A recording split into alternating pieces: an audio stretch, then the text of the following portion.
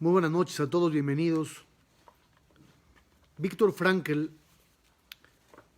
plantea el concepto de la logoterapia. Él fundó este tipo de pensamiento, este tipo de filosofía, según el cual todo tiene sentido.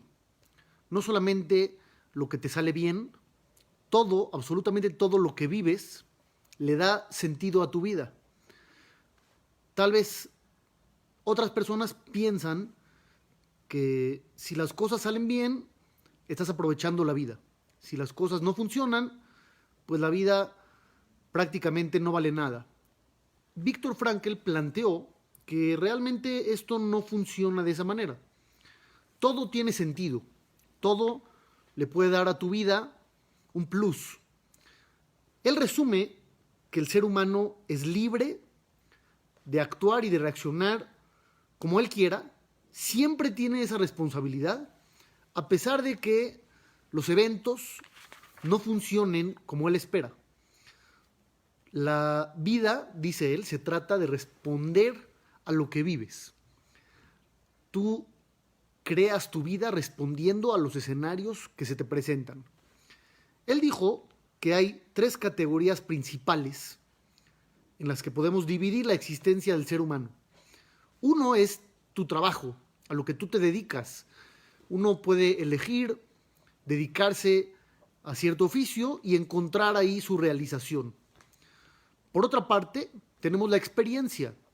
Es el conjunto de vivencias que uno tiene durante todo lo que Dios le dé de momentos de vida. Y por último, la tercera es la categoría de la actitud que uno toma frente a lo que vive. El trabajo, pues, en una gran mayoría de las ocasiones uno puede elegir en qué elaborar. La experiencia, pues quieras o no, se va juntando. Y al final tenemos la actitud. ¿Cuál es la actitud que tienes ante lo que vives? ¿Cuál es el sentido de la Torá al respecto? Dice el Código de Leyes judío, el Shulchan Aruch, en el capítulo 1, en el inciso 6. Asur lelech bekomaz de kufá. Está prohibido caminar de manera erguida, demostrando soberbia o prepotencia o un valor superior a los demás individuos. Prohibido. Tú no puedes caminar así en la calle como si el mundo no te mereciera. ¿Por qué no puedes caminar de esa forma? Pues está obvio. Melojo laaretz kebodó. Todo el universo está lleno del honor de Dios. Y tú tienes que sentir siempre que no eres el número uno. Para nosotros, Shema Israel, Adonai Elohenu, Adonai Echad. Hashem es el número uno. Y tú estás abajo. No puedes tú caminar en la vida de una manera soberbia, demostrando que tú eres el principal. Tú no eres el principal, eres segundo lugar, vamos a decirlo de una manera, ¿no? Sin embargo, esto puede llevarse a un extremo negativo. ¿A qué me refiero? Cuando tú tienes una humildad negativa, dejas de tener responsabilidad sobre lo que vives. O sea, la humildad muchas veces puede caer en sentirse uno víctima de las cosas. Soy tan humilde que entonces no aspiro a nada. Soy tan humilde que no puedo ser protagonista. Soy tan humilde que no puedo reaccionar y tomar decisiones. Ese no es el enfoque correcto. Sí debes ser humilde, pero no puedes dejar de sentir dignidad, valor propio, autoestima. Tienes que sentirte importante, tienes que sentirte capaz. Y eso no contradice a la humildad. La humildad de la Torá no te vuelve inservible, no te vuelve inútil.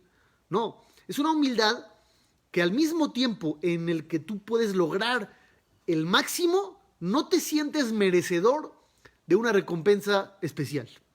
Moshe Rabbenu, la Torá dice, Beaish Moshe anab meod mikol adam asher al penei adama. El hombre Moshe era el hombre más humilde de todos los seres humanos de la historia. Y aún así, él conocía su valor y actuó cuando tenía que actuar. Entonces no confundamos la humildad con el quedarse rezagado. Tienes que estar todo el tiempo produciendo, aportando, creciendo, superándote. Y al mismo tiempo tienes que sentirte que no hiciste nada fuera de lo común. Solamente hiciste lo que tenías que hacer. Ese es el trabajo que nos pide la Torá. Cuando uno toma esa responsabilidad, empieza a pensar antes de actuar. Ya no eres una víctima, eres un protagonista. Y todo el tiempo tienes que estar atento de cuál es la decisión que vas a tomar en el siguiente escenario. Vas a tener un reto, lo quieras o no lo quieras. El reto está ahí. Tienes que saber cómo vas a reaccionar. Cualquier decisión que tomes puede cambiar el rumbo de tu vida.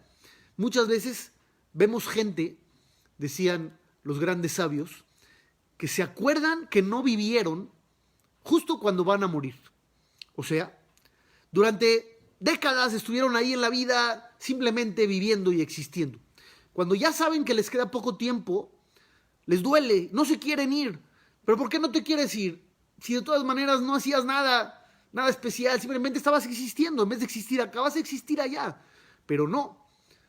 El instinto del alma es de quererse quedar aquí porque entiende que este mundo es muy valioso. Tal vez se distrajo durante mucho tiempo y no lo entendió, pero ahora que ya se va, ya tiene la sentencia, entiende que realmente este mundo valía la pena. Se quiere quedar, pero ya es demasiado tarde. Vamos a dar un ejemplo del nivel de responsabilidad que debemos tener en cada momento de nuestras vidas. Dice la Torá sobre el rey de Israel. Un rey tiene, obviamente, pues la jerarquía más elevada. Es el ser humano con un poder impresionante. Hoy seguramente lo vieron en la ceremonia de toma de protesta del presidente estadounidense. Es algo muy intenso, algo muy significativo. Ahora, ¿qué dice la Torá sobre un rey? Hay leyes especiales. El rey siempre tiene que tener un Sefer Torá, un rollo de la Torá que lo acompaña a todos lados. Así va a la guerra, así va a donde sea. Todo el tiempo tiene que tener un rollo de la Torá que lo acompañe. ¿Para qué? Para no distraerse, no sentirse especial, no sentirse superior. La Torá le recuerda que debe de estar abajo. Ahorita una epifanía que estoy teniendo.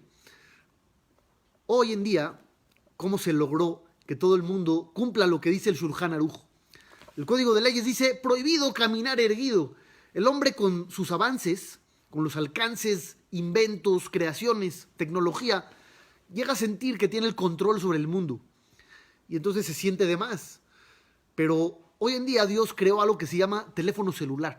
Tú vas por la calle y todo el mundo va con la cabeza hacia abajo. Todos ya cumplieron lo que dice el Shulchan Aruch. Ya nadie camina con la cabeza hacia arriba.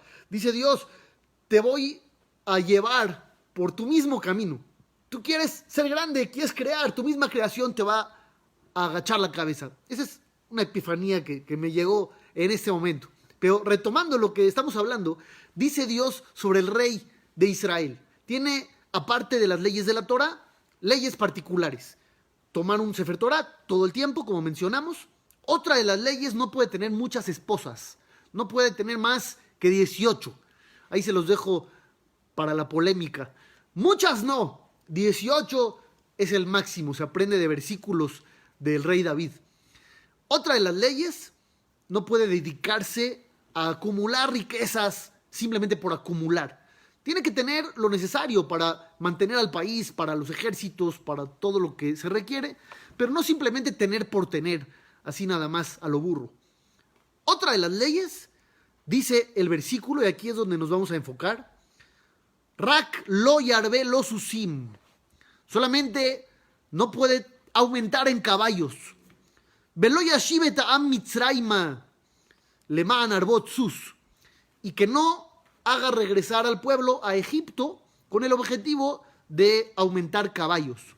Los mejores caballos venían de Egipto. Si se va a dedicar el rey a acumular caballos para su colección personal, obviamente va a llegar un momento donde va a decir, bueno, pues vayan a Egipto y tráiganme unos caballos. Dios no quiere que regresemos a Egipto. Y por esa razón, mejor evitar el acumulamiento de caballos. Esta ley, curiosamente, hoy en día no aplica. Hoy podemos regresar a Egipto. Hoy alguien puede ir. Hoy que estamos ya de moda con el Shalom, estamos haciendo la paz con las naciones árabes. Y hay kashrut en Dubái. Eso lo vi en las noticias de los diarios israelíes. Ya hay, si alguien quiere, los mejores estándares de kashrut y de supervisión de alimentos en Dubái. Este puede ser un capítulo de aunque usted no lo crea. Pero ¿qué pasa con Egipto? Hoy puede uno regresar a Egipto. Jajam Ovadia Yosef, le habían preguntado sobre esto, una persona que quería ir para allá, y dice, hoy en día ya no aplica esta ley, no porque la Torá haya dejado de tener vigencia, simplemente porque la nación que habitaba ese lugar en los tiempos bíblicos ya no es la misma que habita hoy en día el lugar. Antes era una nación de gente que se dedicaba mucho a la brujería, a la impureza, a la idolatría. Hoy en día ya no. Hoy en día la población del mundo se ha movido por todos lados y ya no son los mismos originales de aquella época. Pero regresemos a la ley original de la Torá. Vamos a redactar el versículo nosotros. Rak lo yarvelo susim, solamente que no aumente caballos. Velo yashiv am Mitzrayma, para que no regrese al pueblo a Egipto, leman arbot susim. Así redactaríamos nosotros. Diría que no vaya a mandar gente a Egipto para aumentar en caballos. Pero no dice así la Torá. La Torá empieza diciendo susim, en plural, caballos. Y luego termina leman arbot sus, para que no llegue a mandar gente para tener muchos sus. Sus es caballo en singular. ¿Por qué me dices en singular si estamos hablando en plural? El problema no es tener un caballo, es tener muchos en plural. Y el versículo termina en singular. Entonces decídete, ¿quieres que no aumente muchos? ¿O quieres que no tenga ni uno? ¿O que aumente pero pocos ejemplares? Vamos a poner números. ¿Cuál es la idea de la Torah? El Hafetz Haim, el Rabbi Israel Meir Cohen, que falleció en el año 1933, él dice la siguiente explicación. Si están viendo en vivo, pueden contestar amén a la verajá que voy a mencionar. Amén. Él dice, vamos a hablar de un rey justo, un rey que cumple las leyes de la Torah. Acaba de comenzar su administración, empieza su carrera, y él dice, yo voy a cumplir los mandatos de Dios. Ahí dice que yo no puedo tener muchos caballos. Simplemente quiero uno más. Ya tengo los necesarios, quiero uno más, uno de los buenos, un potro inglés. Tal vez son los mejores. Ahí me dirán ustedes si saben. Y él va a decir, uno no es problema. Dice la Torá, leman arbot sus, si él busca aumentar caballo en singular, terminará violando la ley de lo yarvelo susim, de no aumentar muchos caballos. Al principio la tentación no es tan grande. Al principio es de a poco. Uno más, pero termina uno en otro camino completamente diferente. Los instintos del ser humano no pueden llegar de una manera frontal a chocar contra nuestros valores. Cuando el instinto negativo te sugiere algo, no llega a sugerirte algo que contradice por completo tus principios, porque no le harías caso si llega un individuo común y corriente como nosotros a tener un pensamiento extremo, radical, bárbaro. Vamos a poner un ejemplo. Llega el instinto negativo y te dice, ¿sabes qué? Roba un banco. Pues inmediatamente dirías, no, absurdo, ridículo, yo no voy a robar un banco. El instinto negativo no te puede enfrentar de una manera en la que tú lo rechaces tajantemente al instante. ¿Qué es lo que hace? Te dice, mira, tienes una mercancía que vas a vender. Tú no eres un ladrón. Simplemente las tallas llegaron mal. No informes sobre ello. No rindas una declaración diciendo que hay un defecto y vas a tener una ganancia. Este es un robo igual o no es igual al de robar un banco. Pues obviamente no parece igual. Yo simplemente voy a entregar una mercancía, soy un proveedor, voy a cobrar, voy a dar un servicio, no tengo una máscara, un pasamontañas, no estoy armado, no me estoy metiendo en secreto a arrebatar dinero de alguien. No, simplemente estoy ocultando un poco de la información de mi mercancía. No soy un ladrón, no soy un criminal, soy un comerciante que a veces tiene que hacer lo que tiene que hacer. Eso sí lo aceptarías, eso sí lo piensas. Al final, serás o no serás un ladrón. El principio que violaste es el mismo. Y eso es lo que nosotros a veces no comprendemos. Pensamos que las cosas son graves cuando son grandes, cuando son muchas, cuando son problemáticas. Pero cuando es algo pequeño, ahí les damos acceso. Si alguien te preguntara, oye, tú eres una persona mala. No, Barney, no, Alenu, yo no soy una persona mala. Pero tal vez te portaste mal con un individuo. Y piensas que eso no tiene un impacto sobre tu personalidad. No es así. Por eso dice la Torá, no empieces dándote permisos, abriéndole las puertas a lo negativo, ni siquiera para obtener un poco, porque al final ese poco no se quedará en poco. Hoy empiezas cambiando las tallas de la mercancía. Vamos a ver en dónde te vas a encontrar en 30 años. Tal vez no fue la única ocasión que cambiaste algo para obtener ganancia. Otra ocasión ya tuviste que mentir verbalmente. Y en otra ocasión tal vez ya tuviste que hacer algo que no estaba legal. Y al final eres un ladrón. Es lo que no te das cuenta. Esa es la responsabilidad que tenemos sobre la toma de decisiones. Todo es significativo. Todo forma parte de ti. Este es el problema de todas las personas que no logran hacer una dieta exitosa. ¿Por qué no logran hacer una dieta exitosa? Porque piensan que un chocolate no pasa nada, y piensan que un pedacito de pastel no pasa nada, y una papita no pasa nada, y un dulce no pasa nada. Lo que no sabes es que cada una de las cosas, al final, es el todo que te conforma. Lo mismo con la responsabilidad que tenemos al tomar decisiones día a día. Me voy a un pasaje del Talmud. Todos sabemos que el asesinato está penado por la muerte. La Torá dictamina que una persona que le quitó la vida a alguien de manera deliberada tiene la pena de muerte. Sin embargo, hay una ramificación donde vemos un aspecto interesante. ¿Qué hay con alguien que por accidente le quitó la vida a otro?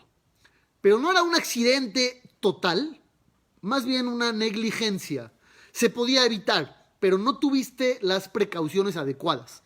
Vamos a suponer que alguien manejó a exceso de velocidad y le quitó la vida a alguien, atropelló a un individuo. Manejó en estado de ebriedad y al final terminó matando a alguien. Él, si le preguntamos, no quería matar. Él simplemente manejó a exceso de velocidad. Ahorita que estoy mencionando lo del exceso de velocidad, me acordé de un chiste que contaban sobre una persona que lo detuvo la policía por manejar a exceso de velocidad. Cuando esta persona baja la ventanilla para hablar con el oficial, le dice entonces, oficial, ¿por qué me detuvo? Le dice, porque va usted a exceso de velocidad. Y entonces le dice, la verdad, tiene razón, yo voy muy rápido, pero no sabe que tengo una razón de peso que justifica mi manera de conducir. Le dice, sí. ¿Y cuál es la razón de peso? Le dice, es que estoy muy nervioso porque tengo un arma aquí conmigo y quería llegar lo más rápido posible a mi casa para guardarla. ¿Cómo? Aparte de ir a exceso de velocidad, ¿tiene un arma? Le dice, sí, es el arma que utilicé para matar a alguien hace 10 minutos. ¿Cómo mató a alguien también usted hace 10 minutos? Le dice, sí, está aquí en mi cajuela. No puede ser. Usted va a exceso de velocidad, tiene un arma, mató a alguien, tiene un cadáver aquí en la cajuela Entonces ya el oficial pide apoyo, pide refuerzos, vienen varias patrullas y entonces le apuntan a lo lejos, sacan el altavoz y le dicen: salga usted, manos sobre la cabeza, no se atreva a hacer ningún movimiento. Este hombre sale y entonces se acerca el comandante con el oficial que detuvo al individuo y le dice: ¿Qué pasó aquí? Le dice: pues es que este hombre iba a exceso de velocidad, tiene una arma ahí en la guantera, tiene un cadáver en la cajuela porque acaba de asesinarlo, y entonces se acercan con el hombre, lo empiezan a checar, buscan por todo el automóvil, no hay ningún arma. Le dicen al hombre: ¿tú mataste a alguien? Dice: yo, para nada. ¿De qué me está hablando? ¿Y tienes un arma? No, no tengo ningún arma. Oye, y nos dijeron que tienes un cadáver en la cajuela. Bueno, pues abra la cajuela y se va a dar cuenta que yo no tengo nada.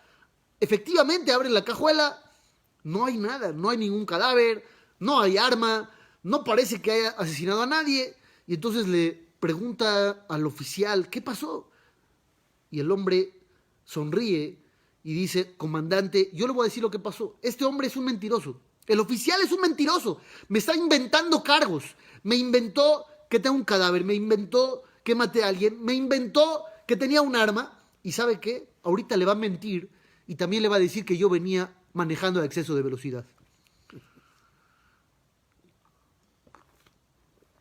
Este hombre se salió con la suya.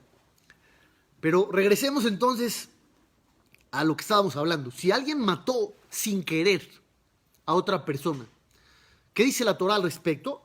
Dice la Torá: 3 ciudades tienes que poner para que estén especialmente diseñadas para resguardar a las personas que mataron sin querer. ¿Resguardarlas de qué? De los familiares del difunto que van a querer vengarse, van a querer matarlo. Y él no merece la pena de muerte.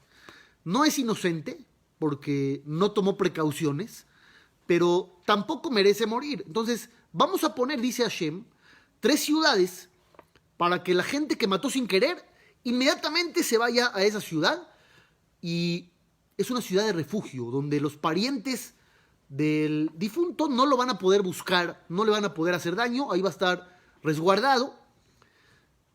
Y lo curioso del tema es lo siguiente: las tribus de Israel, 12 tribus, están divididas de la siguiente manera: todos adentro del territorio judío, a excepción de 2 tribus y media, la tribu de Reubén, la tribu de Gad, media tribu de Menashe.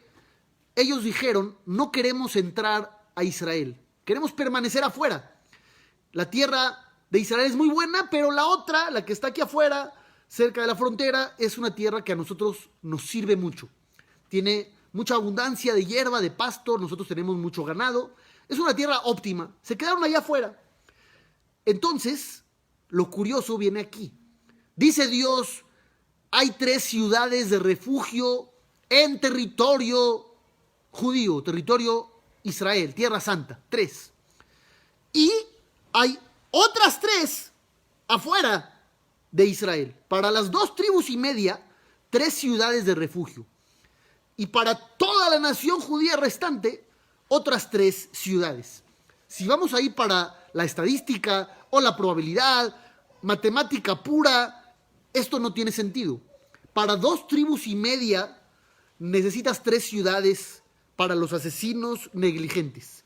Y para 9 y media tribus necesitas también el mismo número de ciudades. No tiene sentido. Son mucho más habitantes dentro de que fuera de. Entonces, ¿por qué el mismo número de ciudades de refugio?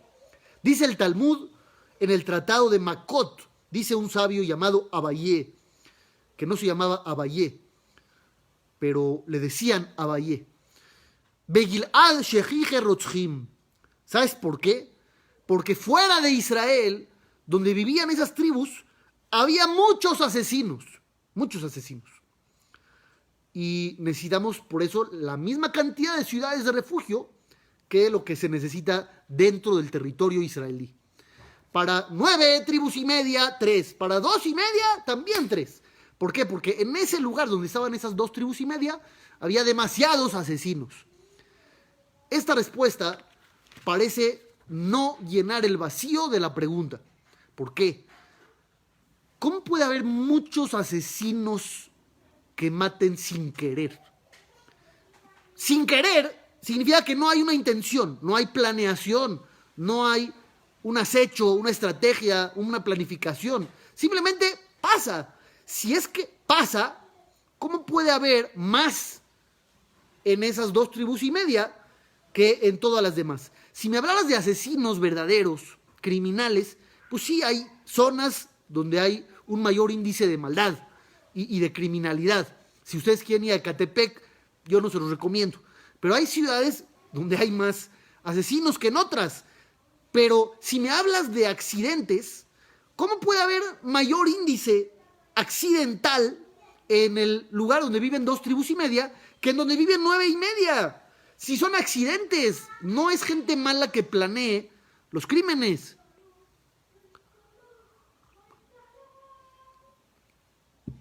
La respuesta es así.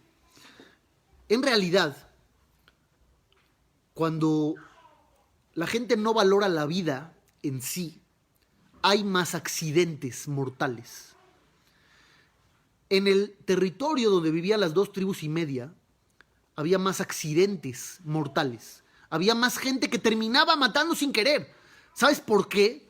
Porque había muchos asesinos que deliberadamente le quitaban la vida a otros.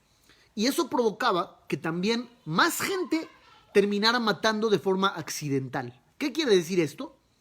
Si tú no valoras la vida, no tomas precauciones. Si no tomas precauciones, hay más accidentes. Cuando tú cuidas lo básico, evitas que las cosas se te salgan de control. Si lo básico no lo cuidas, el daño no va a estar solamente en esa zona básica primaria. Se va a expandir, se va a extender mucho más allá de todos tus cálculos. Si tú simplemente no valoras la vida, vas a terminar quizá matando a alguien sin querer. ¿Por qué? Porque no pones la atención necesaria.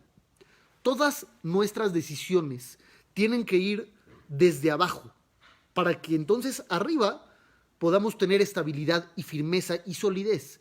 Si desde abajo empezamos a dejar huecos, empezamos un tornillo no, ¿para qué será necesario, no? Te llegan los muebles nuevos, hoy en día que todo se pide en línea, y te llegan a tu casa cajas, y tú dices, me voy a ahorrar lo del muchacho, yo lo voy a armar, yo soy capaz, yo soy muy bueno. Y tu esposa te dice, buena suerte, no creo que lo logres, pero buena suerte. Y empiezas con el armado, y no le encuentras mucho sentido dónde va ese tornillo. Y dices, mejor lo dejo afuera, seguramente lo pusieron por ahí, simplemente por error. Y lo dejas. Y luego hay una tuerca que tampoco sabes dónde va. Y luego hay una pieza que no tienes ni idea dónde encaja. Y al final parece que te quedó bien, porque el hombre nunca va a admitir su error. Va a decir, mira, mi vida, mira, amor, gorda, vieja, cada quien de cariño, como le diga a sus esposas. Y al final de cuentas, el mueble parece que está sólido, parece firme. Dale 20 minutos, empiézale a meter cosas y vas a ver cómo todo se va para abajo. Lo mismo pasa con las decisiones humanas. Tú dices, ¿yo seré un asesino? No, nadie dice eso. Simplemente no cuidaste el valor de la vida humana al principio y terminaste matando a alguien sin querer. Esto es lo que sucede cuando no tomamos las medidas necesarias, cuando no entendemos la gran responsabilidad que tenemos. Hoy por hoy, ¿cuánta gente ha terminado en contagios? Ya sé que estamos hartos del tema. Ya sé, ya, tema pandemia, nadie quiere saber nada. Ok, no vamos a decir mucho, pero simplemente tomar en cuenta esto. ¿Cuánta gente terminó contagiada o contagiando a alguien sin querer? No lo pensó. ¿Qué pasó? No tomaste las precauciones necesarias. No fuiste responsable como tenías que haber sido. Tomaste las cosas a la ligera. ¿Cómo lo vas a solucionar? No tienes manera. No tienes forma. Hay uno de los grandes sabios de esta generación. Se llama Rabbi Asher Weiss. Y a él le preguntaron, ¿Qué puede hacer una persona que contagió a alguien sin querer? Y ese alguien murió. Él contagió a otro. Él, asintomático, inmune, todopoderoso, lo que quieras.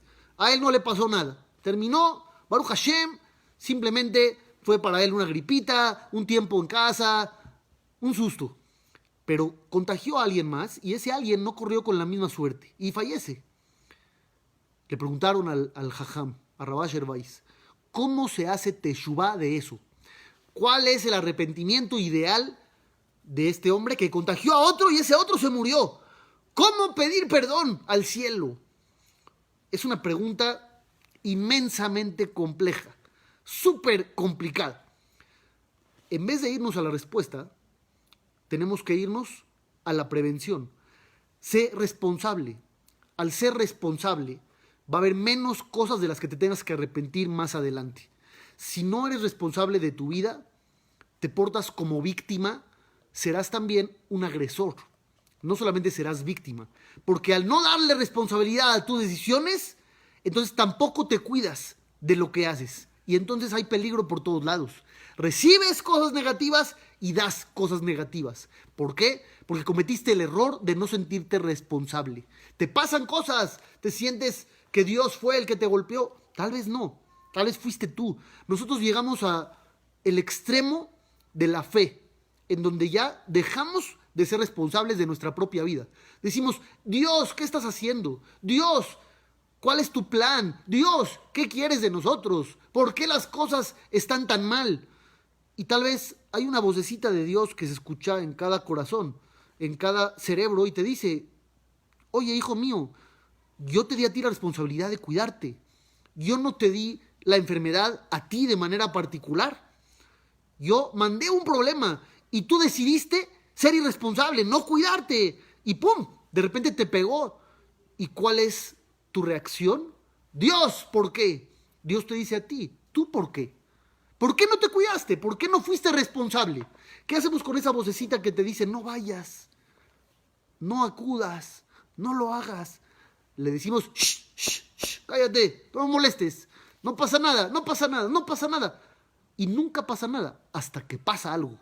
Y cuando ya pasa, ya es demasiado tarde. Es lo mismo que dice la Torá sobre el rey de Israel. Termina con muchos caballos violando la Torá. ¿Cómo empezó todo? Sus, por un caballo. Termina matando gente sin querer. ¿Cómo empezó todo? Porque no valoras la vida. No querías matar, pero tampoco valoras la vida como debe de ser. Responsabilidad. Entender que somos responsables. Tenemos muchas cosas bajo nuestro control. Hay mucho bajo el control de Dios. Todo. Pero hay una parte que nos dejó a nuestra elección, libre albedrío, decisión propia. Y esa, entre menos atención le pongamos, más terribles se ponen las cosas. Hay que regresar a tomar las riendas y ser responsables. Seamos congruentes.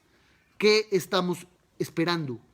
Si a alguien le dijeran, oye, en la clase de tu hijo fue alguien con calentura. No estoy hablando de ahorita, estoy hablando de hace 3, 4 años. Y le contagió una gripa al tuyo. Te quejarías, ¿no?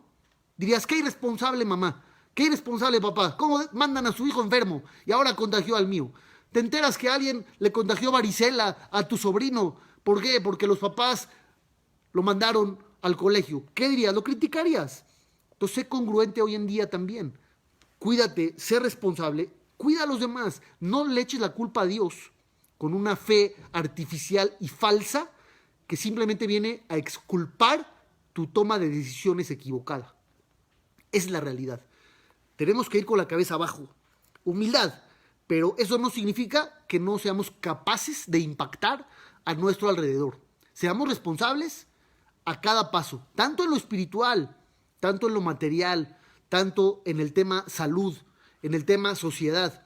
Todos tenemos el mismo trabajo y el mismo nivel de responsabilidad. Bezrat Hashem, que veamos buenas noticias, que las cosas mejoren con un rumbo positivo y Dios nos mande Berajá y Atzlajá, Bezrat Hashem. Saludos a todos. Primero Dios, nos vemos mañana, misma hora, mismo canal.